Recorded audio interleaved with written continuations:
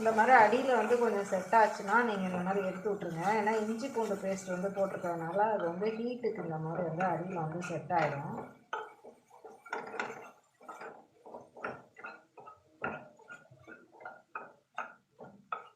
இப்போ கொஞ்சம் வந்து நல்லா வதங்கிடுச்சு நம்மளோட வெஜிடபிள்ஸ்லாம்.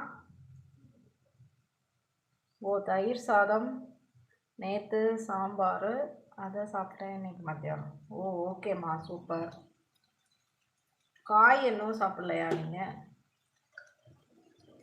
அதுக்கப்புறமா நான் வந்து அரிசி வந்து ஊற வச்சு வச்சுருக்கேன் 200 கிராமு. அதை வந்து நான் வந்து இதில் இப்போ ஆட் பண்ண போகிறேன்.